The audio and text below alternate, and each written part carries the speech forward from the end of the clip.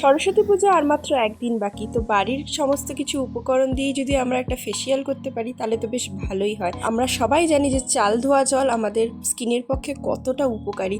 তো আজকে তোমাদের সাথে আমি শেয়ার করব রাইস ফেসিয়াল। প্রথমে আমি একটা গ্লাসের মধ্যে কিছুটা পরিমাণ চাল ধোয়া জল নিয়ে নিয়েছি, যেটা আমাদের ক্লিনজিং এর কাজ করবে। এটা তোমরা কটন প্যাডের সাহায্যে অথবা হাতের সাহায্যে মুখে ভালো করে মেখে নেবে। এরপরেই আমরা নেক্সট স্টেপে চলে যাব। একটা বাটিতে 1 চামচ চালের গুঁড়ো, 1 চামচ টক দই, 1 চামচ মধু আর কিছুটা পরিমাণ চাল ধোয়ার জল দিয়ে ভালো করে ওটাকে মিক্স করে নিতে হবে। এটা তোমরা প্রত্যেক মাসে যদি একবার করে করতে পারো তাহলে তোমরা রেজাল্ট ডেফিনেটলি পাবে। তো আমি এই যে প্যাকটা বানালাম ওটা ভালো করে মুখে অ্যাপ্লাই করে ওটাকে স্ক্রাবিং করে নিচ্ছি মুখে।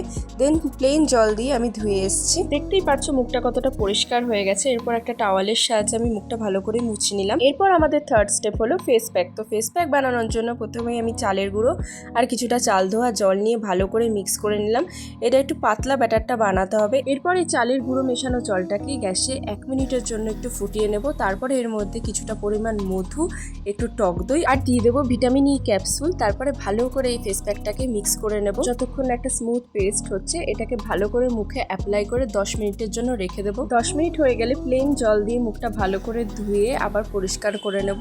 এরপর ব্যাস আমাদের ফেসিয়াল ডান। এরপর প্রথমেই যে চাল ধোয়া জলটা আমি আলাদা করে রেখে দিয়েছিলাম ওইটা মুখে একটু স্প্রে করে নেবো। তোমাদের কাছে যদি স্প্রে বোতল না থাকে তাহলে তোমরা কটন প্যাডের সাহায্যে মুখে মেখে নিতে পারো। আর এই রাইস ওয়াটার টোনারটা তোমরা রোজ ইউজ করতে পারো, এটা স্কিনের পক্ষে খুবই ভালো। আর এই ফেসিয়ালটা মাসে একবার অন্তত করে দেখবে, রেজাল্ট পাবেই পাবে।